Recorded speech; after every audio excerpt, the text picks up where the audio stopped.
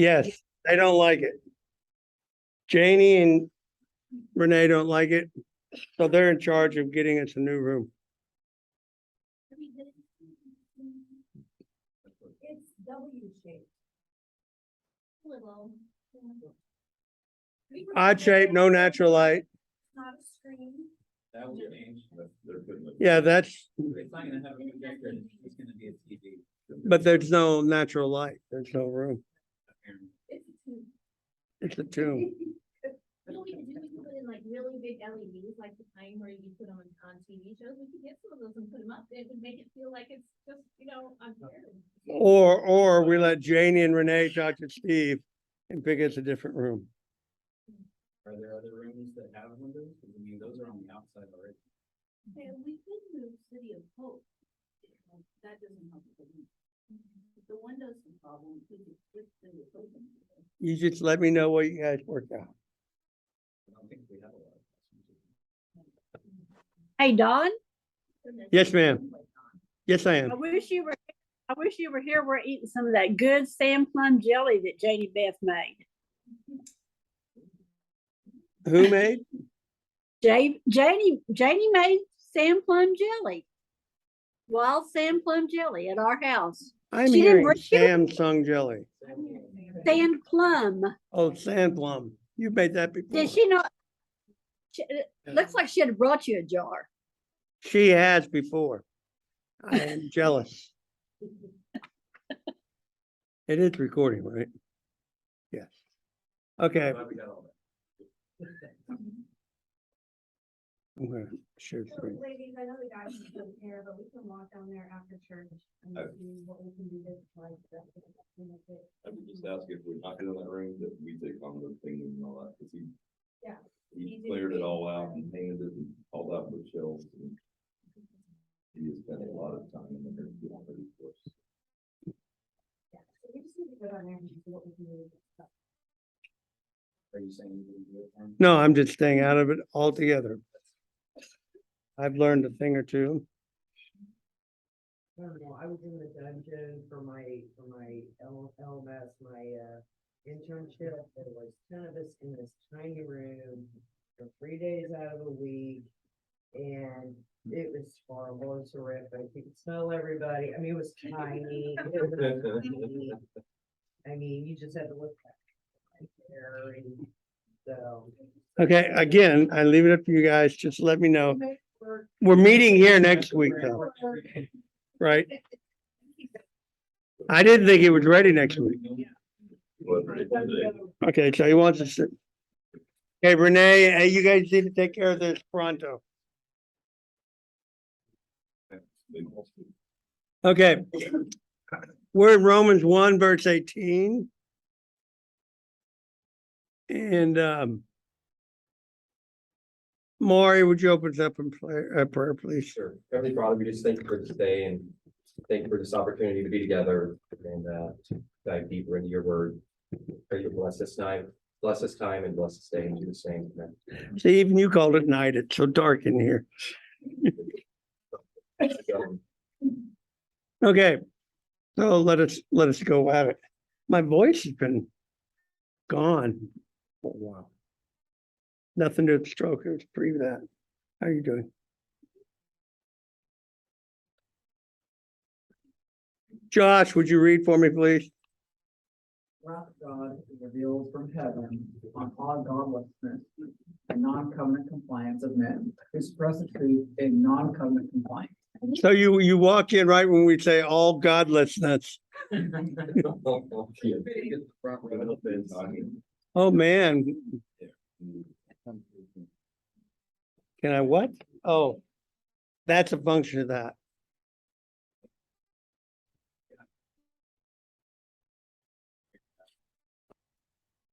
Do make it bigger here. I'm just pushing it. That's what I'm saying. Simultaneous. That's as big as I can do. But we never move by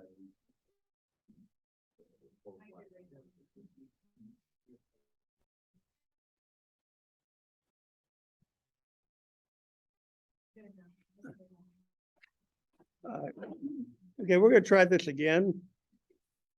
Staff just said. We had a conversation. So, Josh, I'm sorry, would you do that again? The wrath of God is revealed from heaven on all godlessness and non-covenant compliance of men who suppress the truth in non-covenant compliance. So what did you just read?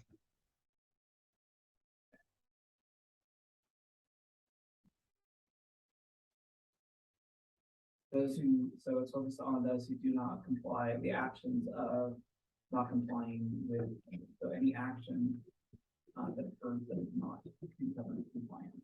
Well, covenant compliance is what is usually translated righteousness. But what is righteousness? It's not adhering to the covenant. Non-righteousness, which is the word he used. Well, Paul, it's the Mosaic covenant. So this is circumcision and everything else. And the moral compass, and he's saying, because he's setting up the failure of the path through the law. That's where he's going with this. And look, God is going to judge those people. That's what Paul's saying. The surprise is who's going to be included in those people. That's where Paul's going to take this. But the godlessness, it's godlessness. But how do we get into covenant compliance? And he says, we have people who are suppressing the truth in this thing, the unrighteousness. But when you ask people what unrighteousness is, they don't know. Hence this translation. Verse 19, Josh. Whatever about God is noble, obvious. God made it obvious to you. You've all had the conversation with your unbelieving friend who says, what about the people that never hear about Jesus or don't know about Jesus? That's what he's addressing. It's yes. He's saying, look, if you're alive, you can't help but see that there's a God. You just can't. You have to be it's an obstinate choice to make, to say there is no God. It's just all of creation screams it. And that's where he's going with this. So, okay. It gets worse. Verse 20, Shauna. For from the certain of the creation of the world, his invisible qualities of his eternal power and divine nature of both clearly perceived through the things that are made with the result of people or without the Can he make it any clearer? If you look at creation, you can't. Is it really that hard to see? I had to print this off, so I The, because it's different from the Bible too, that I got, so. well, of course it is. I translated it. That's why we have. I'm trying to figure out how to do this. I'm trying to figure it out. Not without what just happened. I think it's the board behind you. Yeah, that doesn't help. Does that help?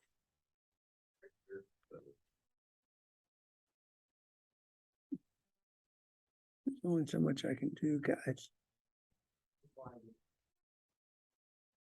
Well, now I'm gonna have to go like this to read it. I would say the one right before that. Go back one.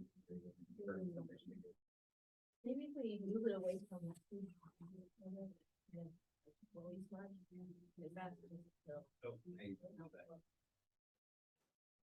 The whole thing over. So you want to do that? Yeah. It might It's a little. hang a little. Well, I can't possibly see why, you know, turn it off.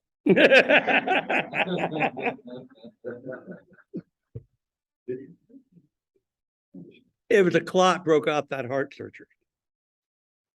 And I missed my Eliquis. My blood thinner, I missed one dose. And now, to be fair, the neurovascular surgeon, whatever he is, former student of mine, I might add, then I find it hard to believe that one dose could do this. That's what he was saying, but nevertheless, I don't have anything else to go on. So don't do that anymore. We do know that Eliquis is timed and that it does matter that it's 12 hours apart. So My dad has, wake up at 7 in the morning and 7 at night and take it. It is no joke. Coax is something that it is no joke. They're in the laboratory, per se, there are two areas that can kill a patient instantly. Coax is one of them, which is your blood thinners, and the other is blood bank. And so, I mean. okay, this is a it pleasant conversation. Well, I'm just. Kill me instantly. I'm but yeah, I woke up the day of the stroke and my meds from the night before were still in the cup. I'd forgotten to take them. So, oh well, anyway. How that we make it any easier. Did you read 19, Shauna? I read 20. Oh. Okay, do 21. Since knowing God, they neither glorified him as God in what they think, but rather they were futile in their reasoning and their senseless heart was dark. This is where things get confusing. Because it's up to now, it seems like Paul's been addressing non-Jews, non-Christians. But then this one throws a wrinkle in that. And so the church at Rome is a mixed congregation, so he should be addressing both, which makes sense. But they neither glorified him as God nor gave thanks. And their senseless heart was darkened. Well, now, Nance, pick up in 22, would you? Claiming to be wise, they were foolish, and they exchanged the glory of the incorruptible God for the likeness of the image of a corruptible human and of birds and four-legged beasts and of reptiles. All the idols. By the way, wise and foolish, it's everywhere in Proverbs, right? That's that little note to myself. Sorry, you get my notes to myself sometimes. So knowing there's a creator God, why in the world would you think a lizard did this? Or whatever creature that you put? It doesn't make no sense. Or if you're Greek, the corruptible human form, the Apollos and so forth. No. Verse 24, Nance. Therefore, God handed them over to the lust of their hearts, to uncleanness, to the point of their bodies being dishonored by themselves, who exchanged the truth of God for the lie, and they worshipped and served the creation instead of the Creator, who is blessed for eternity. Amen. All right, so, okay. If you can't figure it out where it's going, if they've never heard about God, they're going to be judged by what they know. But guess what? That's not going to matter. God's up fair, but you'll see, look, they don't even go with what they know. You know a God exists. Why in the world are you worshiping a bug? And why are you turning yourselves over for vile lusts and so forth? Does that make sense? Therefore, and we'll let Daniel pick up, because of this. Because of this, that's why you said therefore, so. I know, I did that just to screw you up. Because of this, God handed them over to passions of dishonor, since both their females exchanged the natural function for that against nature. And in the same way, also the males, after leaving the natural function of the female, became inflamed in their lustful passion for one another, males for males, performing obscenity and receiving in themselves the payback which was necessary for their error. So, this is Roman culture is far more conservative than Greek culture. Just be aware of that. So Greek culture, California. Rome culture is more like Washington, powerful and conservative in terms of social mores and stuff. But the STDs and the sort, they had them back then. They weren't stupid. They knew it cost them. This is insane. 28, Julie. Just as they did not approve to acknowledge God, God handed them over to a depraved mind to do things that are not right, being full with wickedness, evil, greed, bad full of envy, murder, strife, deceit, malice. They are gossips, slanderers, God haters, full of hubris, arrogant, boasters, inventors of evil, disobedient to parents, imprudent, unreliable, without tenderness, unmerciful, and know the covenant requirements of God. Now, this is what's odd. So who's he talking about here? Those who know Oh. of God, He's got to be talking about the Jews at this point. that those who practice these things are worthy of death. Not only do these things, but they approve of those who do. So what's going to happen? Somebody never hears about God. They'll be judged by what they know. But guess what? They don't even do what they know. So we're in a world of hurt. All right. And by the way, same for you Jews. You're not doing what you know to do. And this is the environment that our church has found. Remember, the Jews have already been expelled from Rome and brought back. Okay, so it's a complex situation. The church was Jewish. The Jews left, became increasingly Gentile. And now the Jews are back and they're trying to work all this out. All right. Okay, so in talking about the Jews, and understanding their timeline. So, like, they are aware of the life of Jesus Christ. Have they already concluded he was not the Messiah, though? You talk about the Jews he's talking to? Yeah. No, these are people in a church. But, and those are the ones that you believe he was. Yeah, they've come to a saving knowledge of Jesus, So supposedly. they're. Well, yes, Okay. but he seems to be talking about the Jews in the church. And you're going, what in the world? Yeah. Why are you doing this? But even though it's outside. All right, chapter 2, verse 1. I'll stop. The last sentence there, so they approve of those who practice. So that's a phrase that the church today, the conservative movement today uses a lot. Is that a fair? Well, look what we're, using it fairly, or what is one of the marks of the woke culture is not only will you be made aware, but you will approve. That's what we run into. It's not enough that I let you be gay. I have to prove of your gayness. And that Paul finds over the line. Things that make you go, These things have been going on. I mean, when I read 2,000 this, I years. This sounds just like a art country, but this has always been around, right? Since the beginning. And then I think, well, when is God gonna step in, like he says he's going to, in this time frame? Because I see it as getting worse, but really, I don't know if it's worse now than what it has been. well, the on biggest, social media now. Yeah. what'd you say? It's just on social media. Well, that's the thing. We have media where what happens in Pine Bluff, Arkansas is all over the world. And that's a very different world. But you're right, it has been that way from the beginning. He's already making a distinction between Romans and Greeks, the vile Greeks. You know, don't bend over in the shower with a Greek. So it's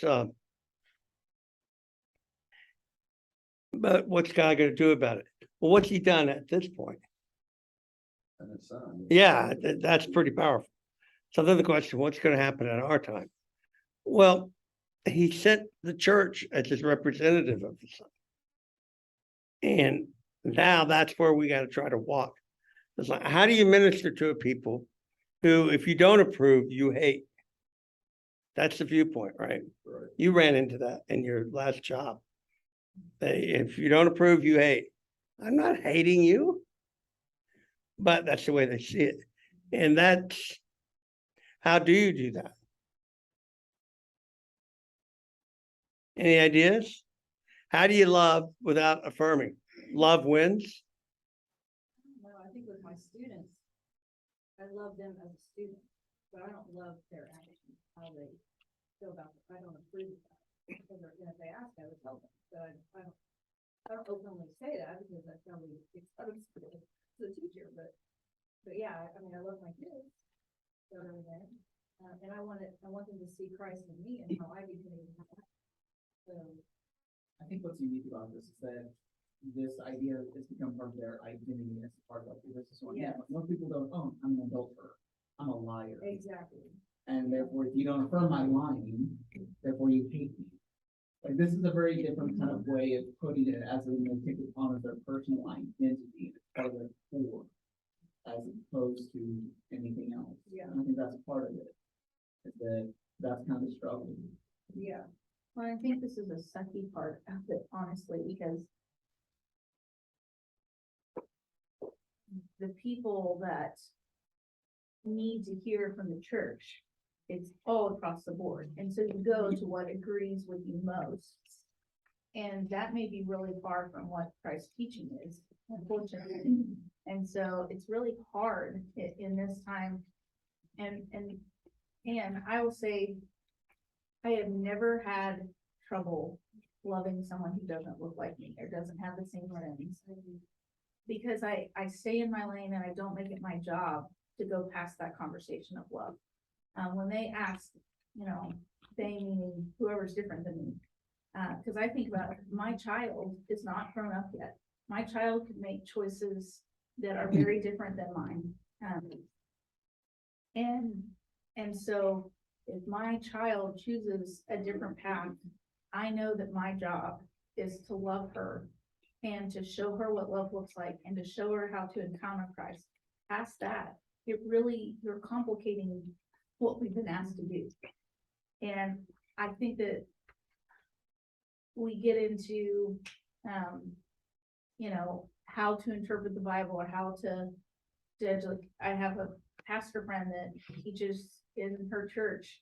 You know, we're either going to take all of the culture of the Bible or none at all, you know, and that will show us where to go. But it's taking away from the story of loving your neighbor. And Well, I think he definitely here is telling you what's right and wrong. I think our job is not to condemn, right, yeah. but we don't have to agree. But when does not condemning become affirming? Well, for me, I mean, Yeah. this soccer fans I hang out with, a lot of homosexuality, and I'm friends with them. I'll talk to them. I wanna know what their kids are doing, all this, but then when it comes to Pride Night, I've just done, I can't put on, I'm not gonna wear the rainbow colors. They decided that I'm not gonna wear, I don't know. Mhm. And But then- that's what, I think it's hard though, you get accused of haters and I think, you know, and that it's been back a while, you know, the Duck Dynasty guys.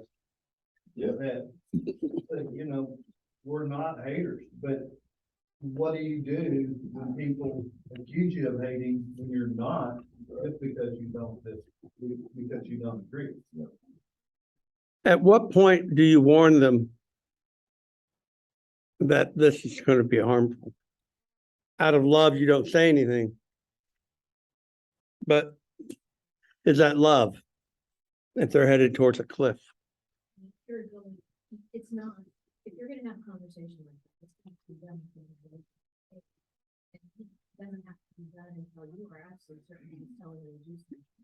So I think that trying to say, put the what ifs out there for this is, I didn't hear that last part. putting what ifs out there, of when should we talk about this? I think that's foolishness. It's only when God leads and within a relationship with the person, not without the relationship. Because if you're doing it without a relationship, you're gonna. Oh, let's do it at the church. But in my experience, you can have the closest relationship as possible and you don't have to say anything. And the assumption is still that mutual. Jenny and I don't drink. We get excluded from activities from some of our closest friends because we don't drink. Hey, I told you the keg wasn't necessary. Let it go. And, but we have other friends that won't even invite us. And it's not because we doesn't know, it's because they are feeling guilt, because they don't even realize that they're feeling when we're around them, even though we're around them, not saying anything and not judging them. So you also are doing the backside of that people assume, they're making assumptions, even if you're not having those conversations, that you are judging. Look, I waited tables for 20 years. And the food service industry is rife with this stuff. It's gonna be shoved down your throat and you've got to deal with it. And these are your coworkers. And all of you will, I get away with stuff that other people can't because I'm me. And I have this personality. And it's not enough. I'm 20 years older than most of you in here. In those 2 decades, I've seen a lot. And it's not a live and let live world. And you're going to be forced to make declarations at some point.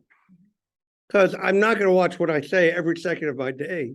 Even if I'm talking to Jeff and my gay friend here happens to hear it, that's on him, not me. I'm going to have my conversations.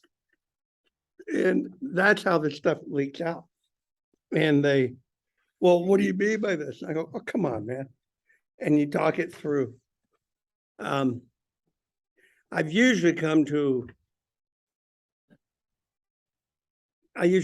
a place where we can be friends and work. And I just know I don't agree with that. You know, may not know, but the guy who married Mary Enemy was gay. My friend, the pastor, same guy who married me and Natasha. I told him, we're not gonna do a third, bro. But Doug married, but struggles with homosexuality. Just does. But I get accused of being a gay hater. And my friend Lee was talking to a guy who said, well, he's friends with my dad. He's got to be a gay hater. Because I go to Ukraine with this guy, and that guy's son was working with Lee. And Lee goes, do you realize he had a gay friend do both his weddings? Really? Yeah. So you're being judgmental. Everybody's capable of this. I am not of the same school. I'm not afraid of a little confrontation. And sometimes you have to have it. Seeking it out doesn't accomplish much. I don't want to do that. And do you remember the Love Wins about 3 years ago? And I think that was counterproductive for the church. Because we're saying, no, we don't have a stand on this. As opposed to, well, if you're in this, we can help. But it's the very fact that you think they need help. That's what gets them angry. Honestly, this whole conversation has been, how do I say this? I can guarantee it's probably with Angela? and Daniel. Huh. Because we have seen both sides of this story. I hear a lot of one side of the discussion, but there is both sides of this discussion. The either side complaining at each other about wokeness. There is cancellation on both sides if you don't follow the thing. Oh, absolutely. And so I think it's getting. I was gonna point out that that's a very long list. I was about to say, there's Right. 3 other lines full of stuff. That was my thought. And then we get all focused on the one. But I think when there's Josh's so point, many- you don't identify as a both-through, but Right. it's also very obvious you are, Or gossip. And or whatever. sure. And a lot of people are okay with people disobeying their parents. That's a pretty okay thing. But we're not allowed to approve of it, so. You haven't done Oh, disobeyed my parents. I did not do that. All right, well, let's continue. But disobeying your parents is punishable by death, right? Isn't that what you're saying? If we're under the old covenant, yes. So, Disobey parents, you can die. Oh, according to the old one. Okay. But we don't call out people who approve of those. I did that who 100 times practice over. Because we all agree with people who practice arrogance, you know? Sure. Yeah, So why are we focusing? on- Exactly. Yeah, how do we get to even a society that it would be so splitting?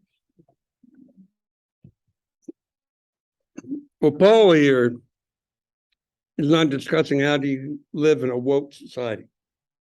That's not what Christians, I mean, we exalt people who are many things on the list. And we don't call out any of this, like, I don't wanna get political, people, but we all know that there are certain leaders who have a lot of these characteristics, right?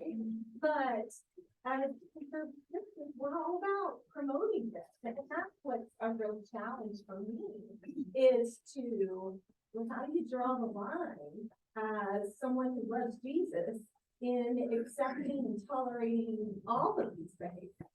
Not just one or two. Right. If we're giving others a pass or not giving others a pass. Again, I think it's when it comes down to just love the person, not the action so much, but definitely the person. And then like Don said, eventually those conversations come around. In the love sort of it, does that make sense? I'm not as eloquent in my speech as the rest of you guys, so I hope you can read it, what I'm trying to say.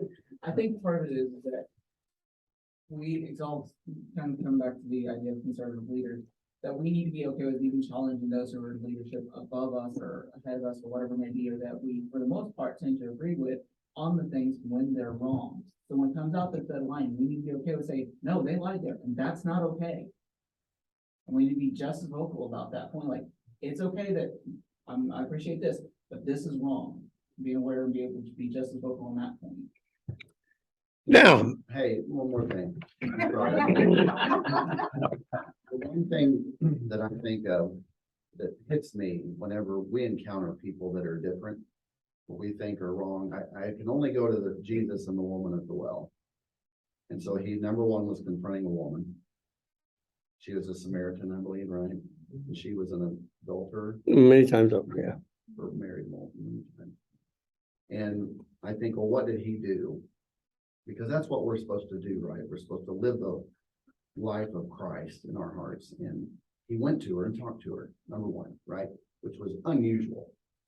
And she even thought so, I think. And so he went to this person and had a conversation with them, right? He was wanting water, she was getting water.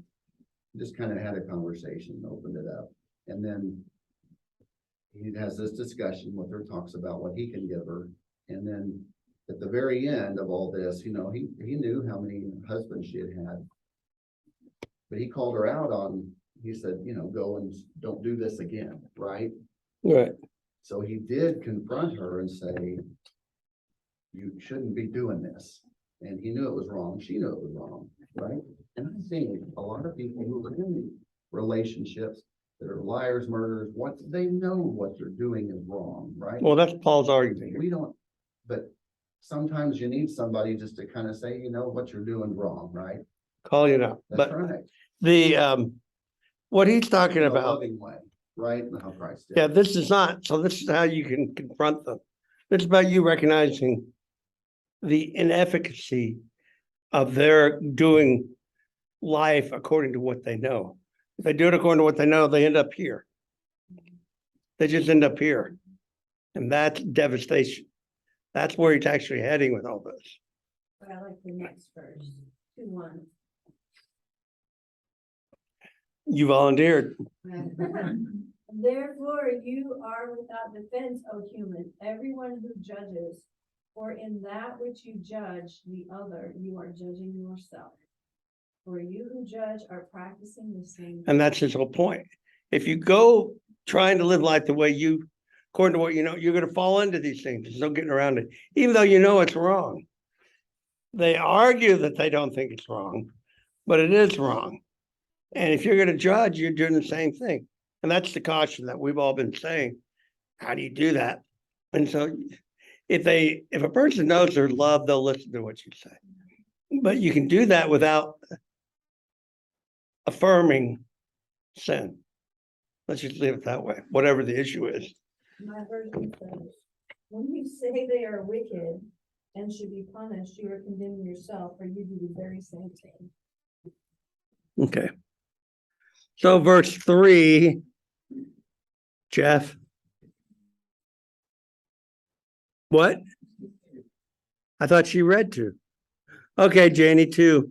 Now we know that the judgment of God is according to the truth upon those who practice these things. No, see, that's the part that they don't want to hear. And that's where Paul's going with this. This is not a primer on how to get along in woke culture. This is answering the question, what about your friend that never heard about Jesus? That's what it's about. He said, what you got to realize is this, they're headed for judgment. We can pretend they're not, but you're headed for judgment. Everybody is headed for judgment. How do you survive the judgment, if you will? That's where Paul's going with this. Everybody, you're going to be judged. You're either going to be found in Christ or not, but you're headed for an assessment, to use education speak. Okay, verse 3, Jeff. Do you think this, O human, who judges those practicing these things and does them, that you will escape the judgment of God? Or do you look down on the wealth of his kindness and of his restraint and of his slow temperedness, knowing that the kindness of God, not knowing that the kindness of God leads you to repentance? According to your hardness and unrepentant heart, you are treasuring up for yourself wrath in a day of wrath and a revelation of the covenantly compliant judgment of God. So there to come a day where God's going to assess everybody by this standard. That's why that's why it's translated that way. Do not think there's not a standard. There is a standard, and we're going to be held up to it. Oh, okay.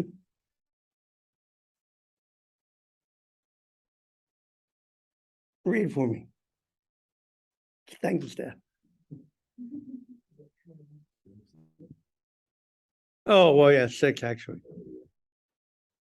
Who will pay back to each according to his works? Eternal life to those who, on the one hand, who seek glory and honor and incorruptibility by perseverance in good works, but wrath and rage on the other hand to those who from selfish ambition both disobey the truth and obey non-covenant compliance. That's an interesting phrase, because really perseverance, good works.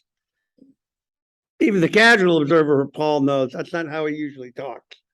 So what's going on here? And then look at the contrast. See, that's what we, in our attempt to not be judgmental, I think we end up overlooking some things. In their selfish ambition, disobey the truth. So, selfish ambition, we hear covetousness or greed, but it's just wanting their way. It's the 2-year-old. You're not the boss of me. That's what he's really talking about. And I want my way. I'm going to disobey the truth. Because I'm sorry, I think that's stupid that I can't sleep with my boyfriend when I'm a boy. Or I can't sleep with my boyfriend when I'm a girl. Why can't I? That's stupid. I can't, and they just dismiss it. Selfish ambition. Where are we focusing on that particular thing? There's so many. Oh, just whatever. Yeah, there's lots of them. There's just so many that I'm just very confused why that's the focus. Because that's the easiest to peg on. I don't know. I just. Well, when you do it, you can do tax evasion or whatever. So verse 9, who was reading? Please. Affliction and distress will be on every human soul who does bad, first on the soul of the Jew and then on of the Greek. But glory and honor and peace to everyone who does good, to the Jew first, then to the Greek. For there is no favoritism with God. Oh, so okay, if we do good, it'll be all right. So your friend that doesn't know Jesus, it's okay. There'll be judgment what they know. And if they do good, they'll be all right. But